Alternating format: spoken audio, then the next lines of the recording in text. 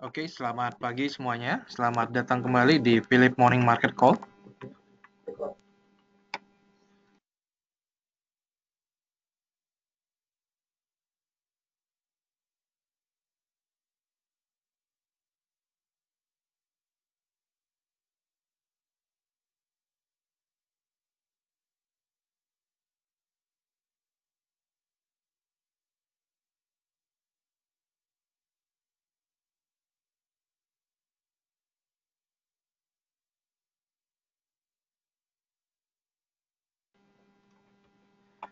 Oke, maaf.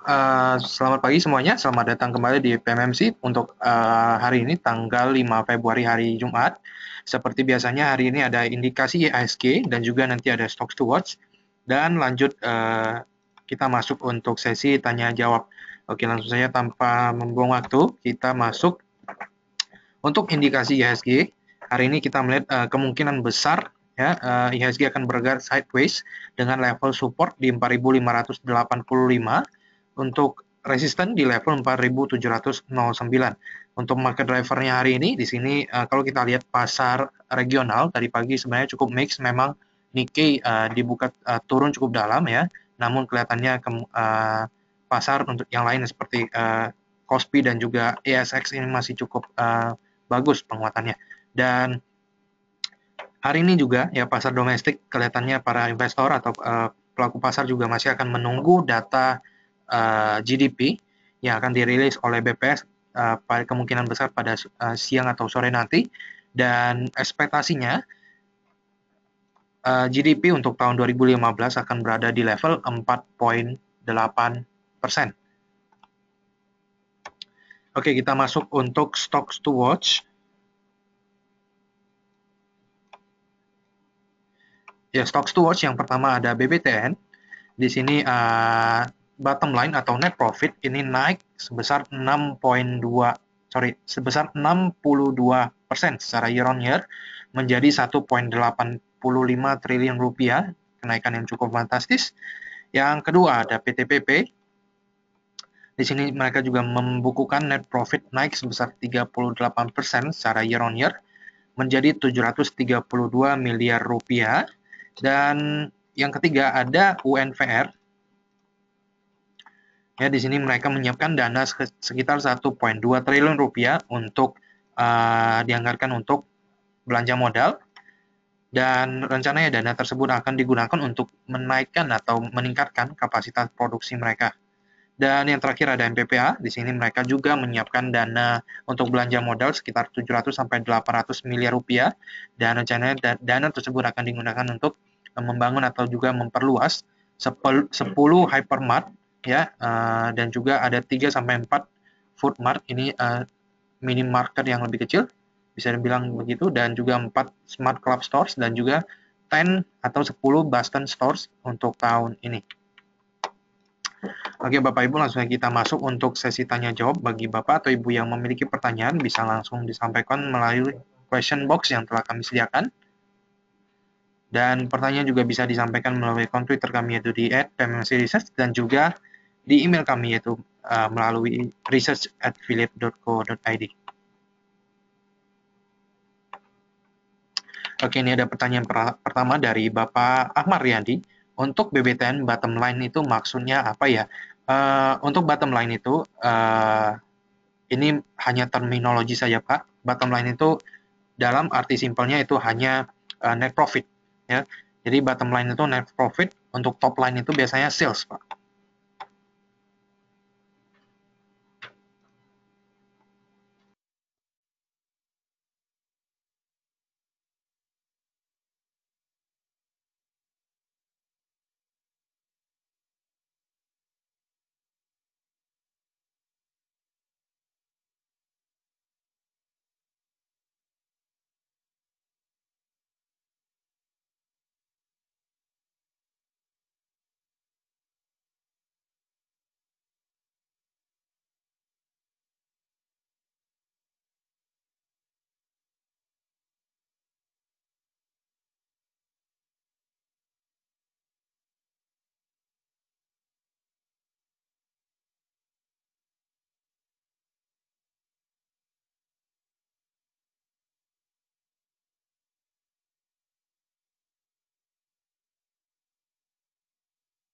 Oke, pertanyaan pertama dulu untuk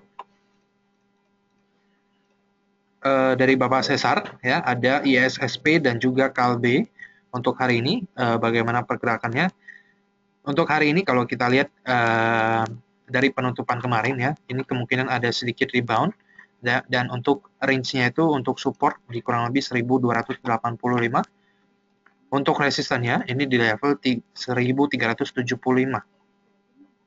Jadi ini range sangat kecil sekali ya. Memang kalau kita pasar juga sampai belakangan ini belum ada katalis yang bisa menggerakkan pasar.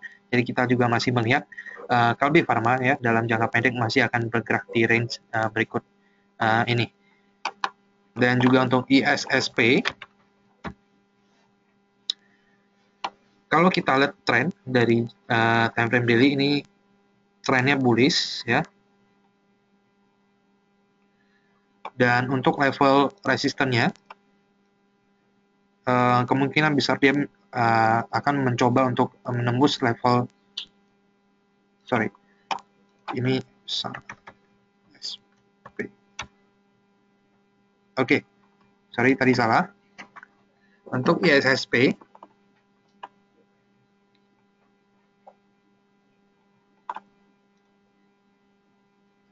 ya, untuk ISSP ini harga pada penutupan kemarin ini berada di level resistannya ya. Jadi ini sangat krusial. Ini bisa saja menjadi tipping point atau titik balik. Namun juga kalau kita lihat tren jangka pendek ini ada sedikit penguatan ya. Jadi untuk Bapak atau Ibu yang sudah memiliki mungkin bisa di take profit saja, atau yang belum memiliki sebaiknya di hold saja dulu dan menunggu untuk konsolidasi.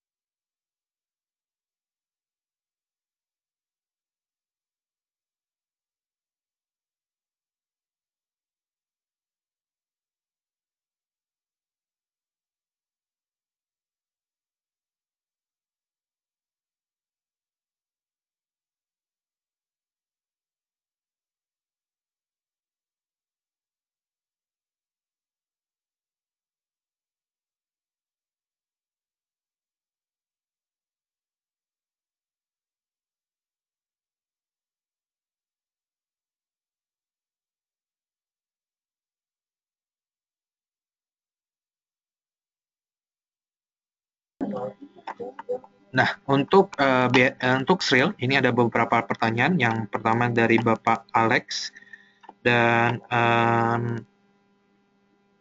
dari Bapak Jupiter juga.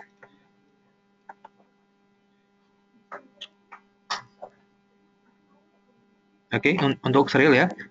Kemarin ini Sril naiknya cukup tinggi, menyusul adanya berita bahwa Sril ya, perseroan mendapatkan kontrak baru dari salah satu dari Arab Saudi, dari Uni Emirat Arab ya, untuk memproduksi baju militer dengan kontrak yang bisa dibilang cukup fantastis, namun harus dicek dulu berapa besarnya, namun memang kelihatannya cukup besar. Dan kemarin juga Sril sendiri ya ini mendapatkan perpanjangan masa hutang dari Bank BRI ya, dan rencananya hutang ini akan diperpanjang sampai dengan tahun 2018. Dan kalau kita lihat secara teknikal, ini kemungkinan harga akan mencoba naik kembali untuk hari ini. Stokastik ini juga masih mendukung ya, sudah di level overbought, dan juga ini kemungkinan besar untuk MACD akan mengalami golden cross kalau nantinya hari ini bisa berhasil ditutup di zona hijau. Jadi untuk jangka pendek menyusul adanya berita ini, kita masih akan terus memantau apakah Sril ini masih layak untuk di tradingkan untuk jangka pendek ini. Namun untuk sekarang sebaiknya kita wait and see dulu, melihat bagaimana pasar merespon lebih lanjut. Terima kasih.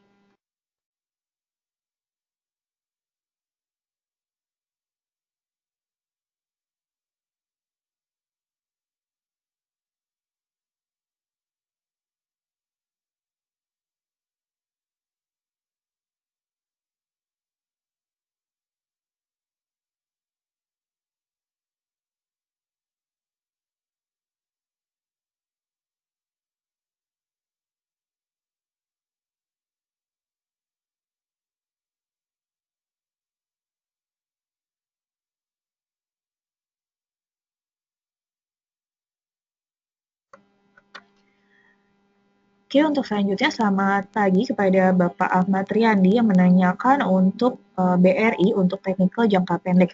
Di sini kita lihat untuk BRI untuk jangka pendek, di sini kita bisa melihat untuk MACD ini sudah sedikit lagi ini akan mengalami golden cross. Jadi kami bisa rekomendasikan jika Bapak tertarik untuk masuk atau saat ini sudah memiliki saham BRI, ini bisa di hold dulu Pak sampai dengan ke level resistennya di level 11.600 baru bisa kami sarankan untuk take profit.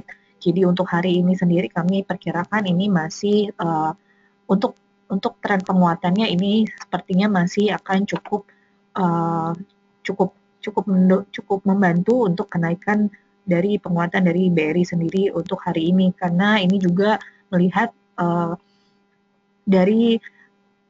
dari laporan keuangan mereka sendiri pada akhir tahun 2015 kemarin, di mana mereka berhasil membukukan net income yang lebih baik dari ekspektasi, walaupun hanya tipis, namun ini sedikit lebih baik dari ekspektasi demikian, Pak.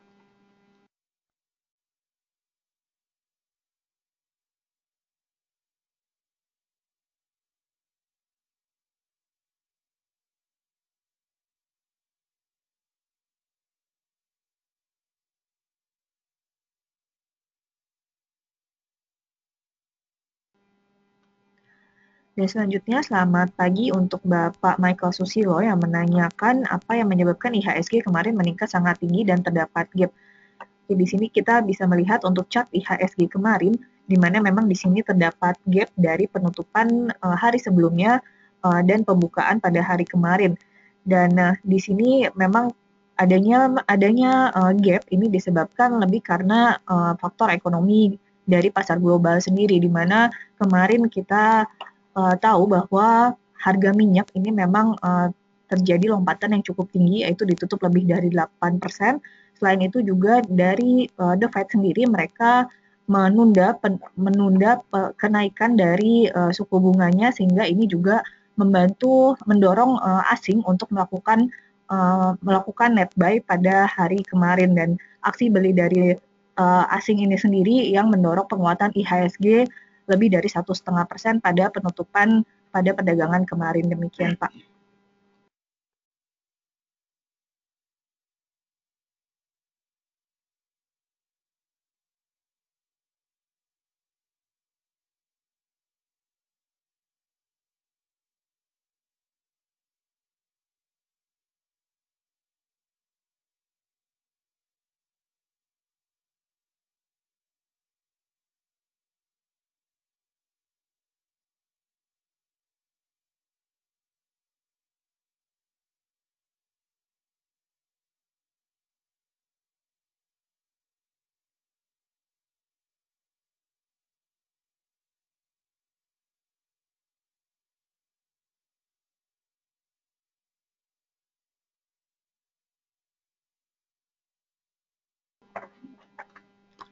Baik, pertanyaan selanjutnya ini dari Bapak Jupiter mengenai saham Elsa.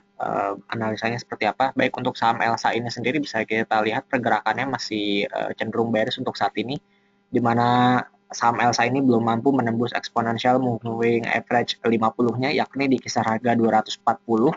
Oleh karena itu, kita masih cenderung wait and see terlebih dahulu untuk membeli saham Elsa.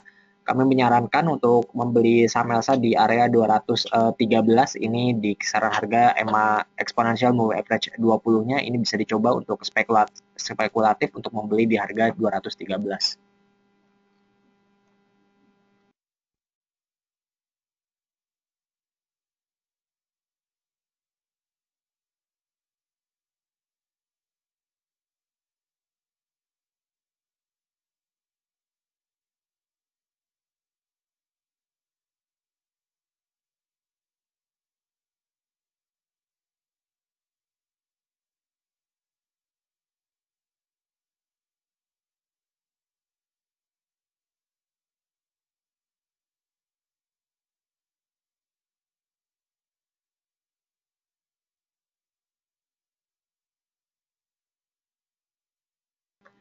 Baik, untuk pertanyaan selanjutnya ini dari Bapak Anwar Mulyadi mengenai potensi saham retail apakah bisa naik dan trading plan-nya bagaimana.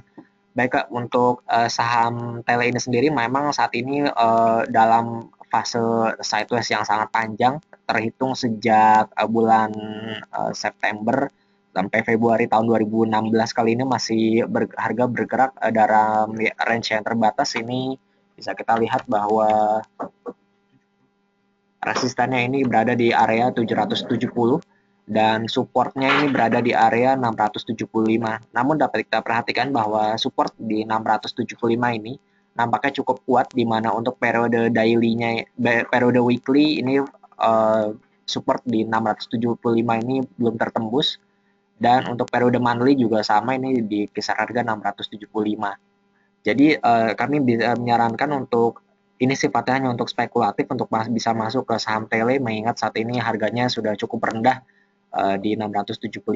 Secara fundamental sendiri sebenarnya Tele merupakan perusahaan yang cukup baik, bahkan sangat baik apabila kita melihat kinerjanya di masa lalu, di mana saham Tele ini sendiri untuk kinerja secara net income ini tumbuh selalu double digit sejak mereka IPO. Kami sendiri membuat target fundamental untuk saham Tele ini sendiri di kisaran harga 1060. Ini harga wajar untuk tahun 2016 mendatang. Oleh karena itu, secara fundamental ini bisa dikatakan sudah cukup murah, dan secara teknikal memang saat ini masih bergerak sideways untuk pergerakan dari saham Tele ini sendiri. Terima kasih.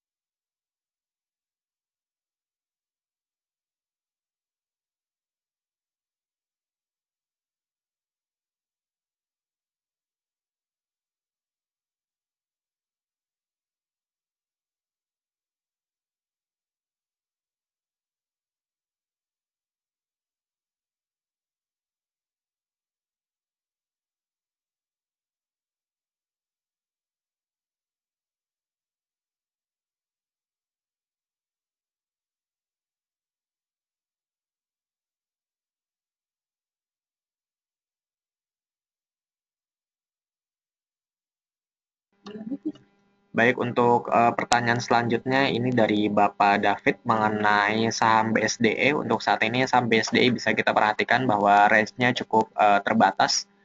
Pergerakan harganya ini sejak bulan November hingga Februari kali ini masih bergerak di range harga 1.700 sampai di 1.835. Kami menyarankan untuk bisa di-buy untuk di harga sekarang, yakni di 1.700, atau bisa untuk antri di harga lebih bawah dari 1.700, yakni di 1.680 sampai 1.670 untuk masuk ke saham BSD ini sendiri dengan level resisten di 1.835. Terima kasih.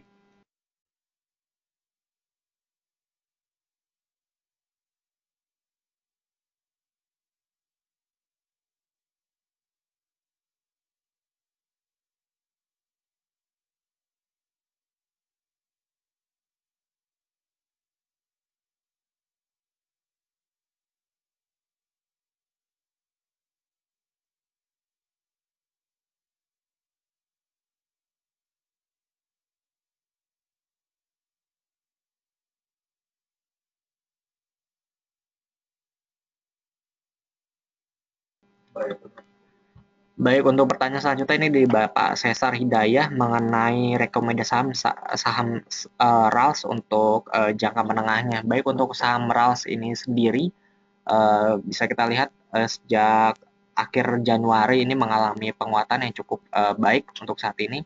Namun saat ini saham RALS belum berhasil menembus dari exponential moving average 100-nya, yakni berkutat hanya di kisaran harga 600 sampai di 640 untuk pergerakan harganya.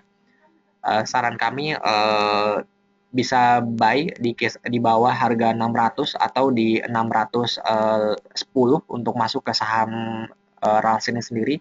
Ini merupakan level yang cukup aman mengingat saat ini stokastik juga sudah overbought.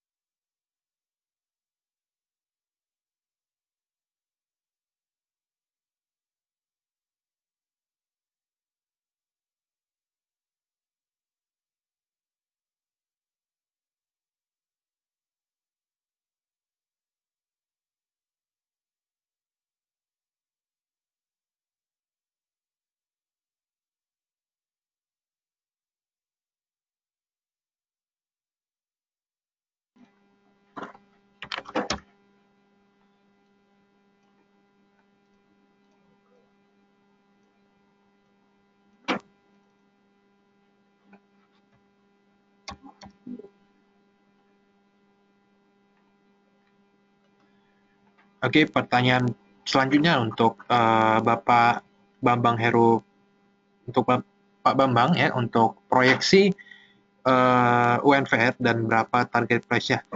Kalau untuk target price secara fundamental, berhubung UNVR masih belum menjadi saham dalam under coverage kami, ya, jadi kami masih belum bisa memberikan target price dari sisi fundamentalnya. Namun untuk dari teknikalnya, belakangan ini ada penguatan yang cukup signifikan, ya, kemungkinan besar kalau kita lihat ini ada level resisten atau level psikologis juga, ya, yaitu di level 40.000. Kalau nantinya memang Unilever berhasil ditutup di atas 40.000, mungkin bisa dilakukan spekulatif buy. Namun nantinya kalau pergerakan ini tertekan di level 40.000 ini, mungkin untuk Bapak atau Ibu yang sudah memiliki mungkin bisa di take profit setengahnya, ya. Jadi setengahnya lagi mungkin bisa dibiarkan saja untuk running ke atas begitu.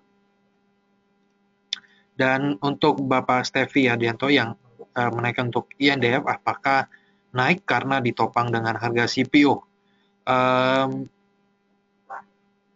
Kalau ditanya kenaikan apakah ditopang oleh harga CPO, saya rasa tidak, ya, karena kalau kita lihat harga CPO sekarang juga masih belum ada pergerakan yang signifikan, yang masih ranging di situ saja. Tapi kalau untuk kenaikan, ya, saya mengira bahwa kenaikan ini ditopang karena adanya kepastian dari pihak China Minjong untuk membeli kembali atau untuk buyback saham di China Minjong yang dimiliki oleh INDF. Bisa digambarkan begini, saham China Minjong atau perusahaan China Minjong yang dimiliki oleh Indofood sendiri ini memiliki hutang yang cukup besar dan dalam bentuk dalam bentuk US dollar, sehingga namun dari sisi perusahaan juga kelihatannya tidak mendukung atau tidak bersinergi dengan Indofood sendiri, sehingga Indofood ini akhirnya mencoba untuk melepas kembali saham China Minjong ini. Dan pada Desember lalu, ya, dari pihak China Minjong, ya, ini sudah membayarkan DP ini sebesar 10%. Jadi ini hanya untuk memberikan kepastian kepada Indofood, dan kita lihat pasar juga meresponnya cukup positif. Jadi ya, kalau ditanya apakah karena harga CPO, saya rasa tidak. Ini lebih karena faktor dari penjualan dari China Minjongnya sendiri.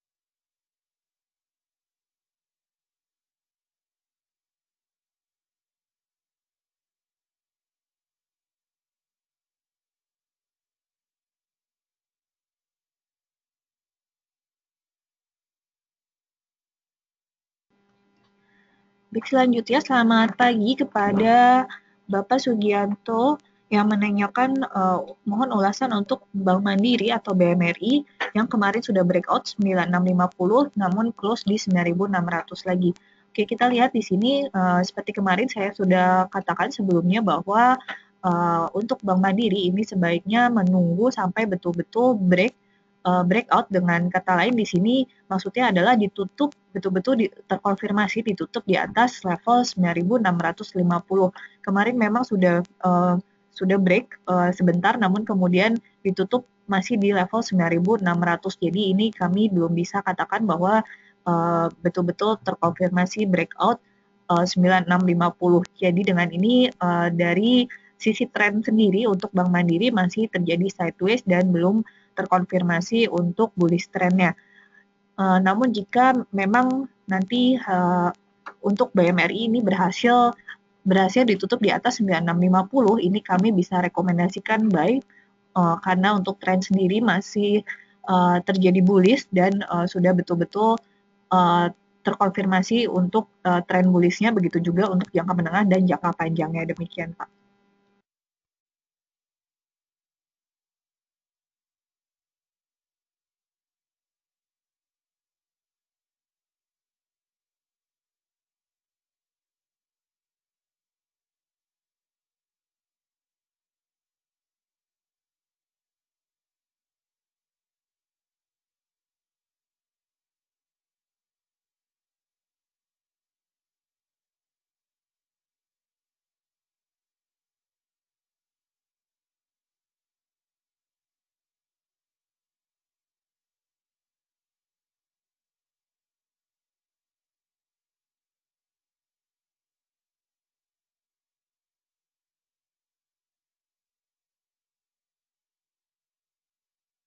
Oke, untuk selanjutnya, selamat pagi untuk Bapak Roy Fandi yang menanyakan rekomendasi BJTM jika mau masuk di level berapa.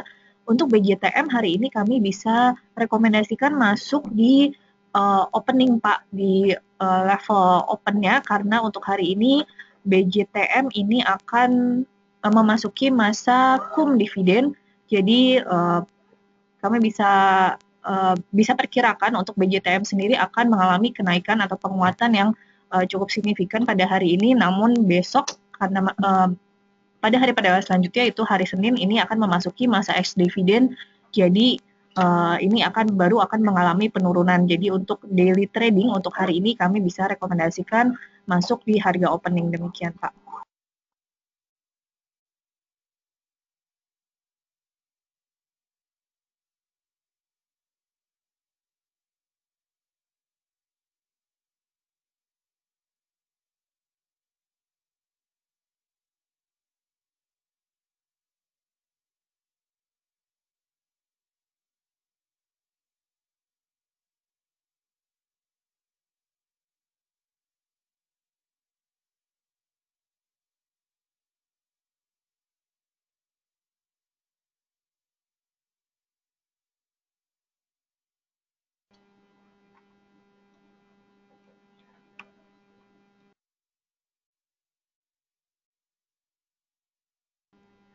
Dan untuk selanjutnya, ini ada beberapa pertanyaan mengenai saham Bank BTN atau BBTN untuk trading jangka pendek, dari menjawab pertanyaan dari Bapak Ahmad Riyandi, sekaligus juga menjawab pertanyaan dari Bapak Andri Harwianto yang menanyakan untuk saham BBTN. Untuk BBTN di sini kami bisa rekomendasikan untuk masuk di level sekarang, karena untuk dari MACD sendiri ini sudah terjadi golden cross, dan juga untuk prospek dari laporan keuangan mereka kemarin ini cukup baik atau lebih baik dari ekspektasi. Jadi untuk target mereka sendiri sampai dengan akhir tahun lalu 2015 itu net income hanya tumbuh sebesar 50%, namun mereka kemarin terbukti berhasil membukukan net income 62%. Jadi ini memang lebih baik dari target mereka sendiri, dan untuk sampai dengan akhir tahun 2016 ini mereka masih menargetkan untuk adanya kenaikan net income sebesar 25%. Jadi prospek kedepannya sendiri ini masih cukup baik, didukung oleh program sejuta rumah yang juga didukung oleh program pemerintah, dan ini akan menjadi faktor yang cukup bagus untuk prospek dari Bank BBTN sendiri. Jadi kami bisa rekomendasikan untuk masuk di level saat ini, dan untuk target price ini bisa keluar untuk jangka pendek jika MACD sudah mengalami dead cross. Demikian, Pak.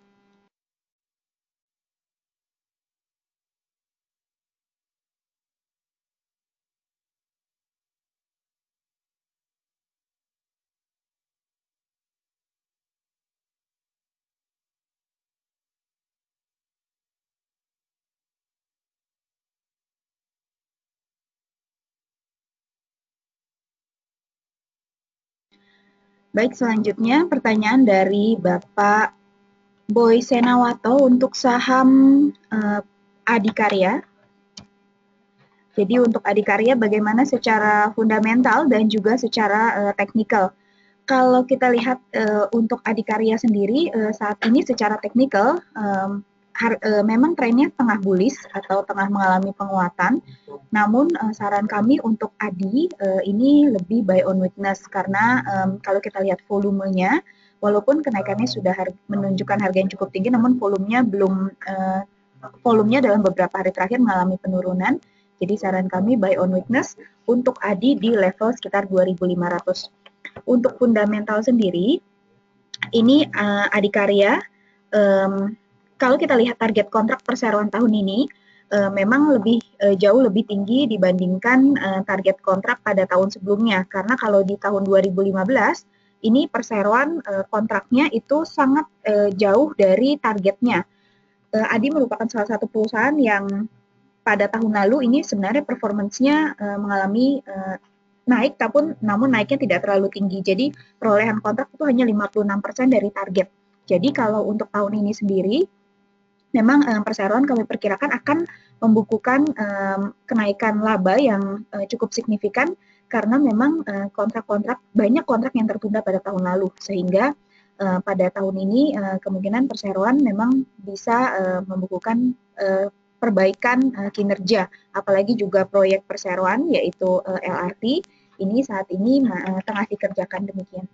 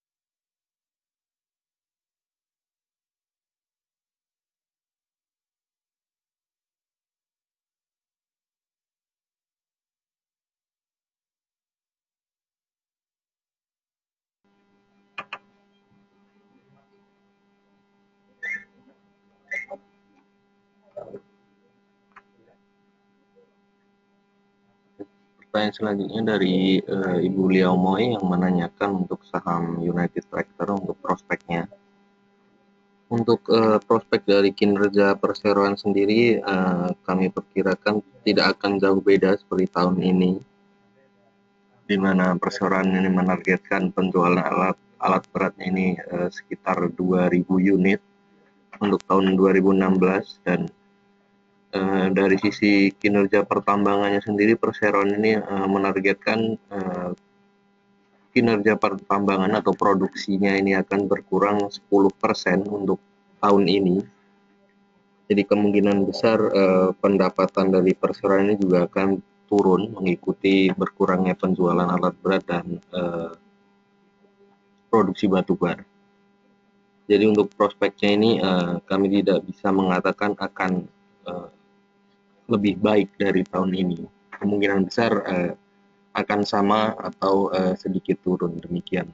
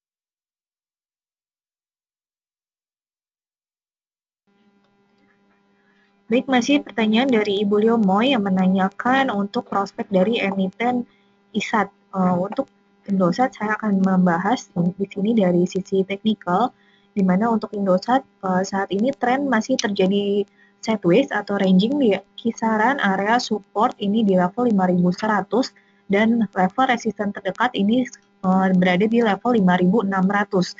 Jadi untuk saat ini jika Ibu masih memiliki untuk saham Indosat sendiri ini kami bisa rekomendasikan untuk hold dulu sampai dengan ke level resisten terdekat itu di level 5.600 dan jika berhasil break di area 5.600 ini saham ISAT berpotensi untuk kembali mengalami penguatan sampai dengan ke target price berikutnya di level 5.800. Namun jika Ibu baru akan masuk ke saham ini, kami belum merekomendasikan dan kami lebih merekomendasikan untuk buy on weakness di level 5.100 karena jika masuk saat ini lebih dekat ke level resistennya, jadi potensi risikonya ini lebih besar daripada gain yang akan didapat. Jadi kami lebih rekomendasikan untuk buy on weakness untuk saat ini. Demikian, Bu.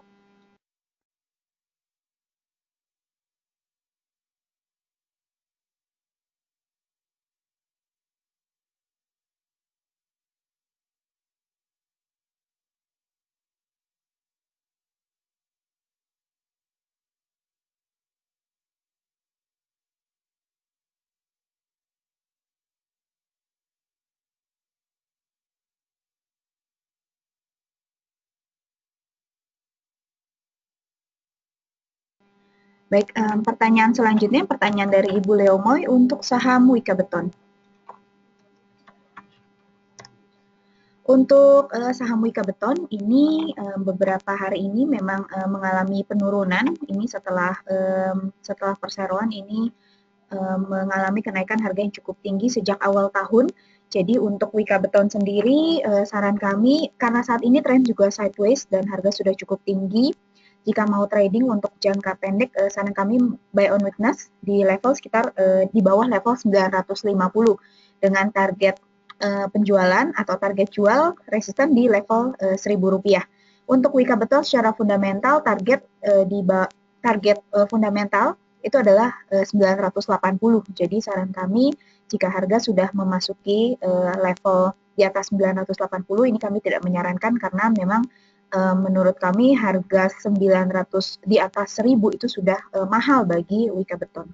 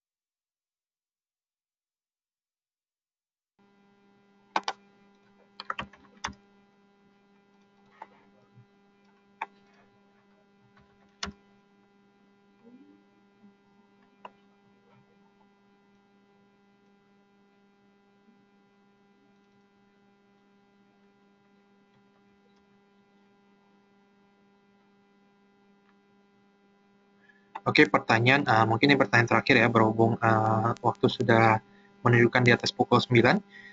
Pertanyaan dari Bapak Stevi ya, apakah Indofood akan melanjutkan penguatan dan sampai di level berapa?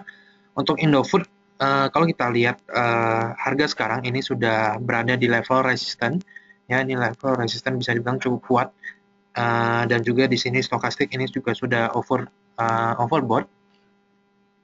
Ada kemungkinan harga akan berkonsolidasi dulu di level segini ya, di level berikut ini, dan kalau saran saya kalau misalnya Bapak atau Ibu sudah memiliki di level yang bawah mungkin bisa di take profit partial ya, mungkin take profit dulu setengahnya, dan kalau memang nantinya penguatan masih tetap berlanjut mungkin bisa di take profit di harga yang lebih atas lagi, itu di kurang lebih di level kemungkinan besar bisa mencapai di level 6.800 atau 6.750. Jadi ya untuk itu kami menyarankan sebaiknya di take profit saja untuk sementara ini. Terima kasih.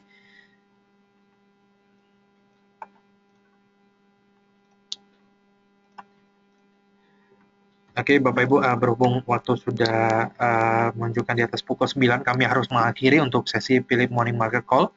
Kembali lagi kami mengundang Bapak Ibu untuk mengikuti sesi Philip Morning Market Call edisi minggu depan untuk hari Selasanya, karena hari Senin libur. Jadi untuk itu selamat pagi dan happy trading.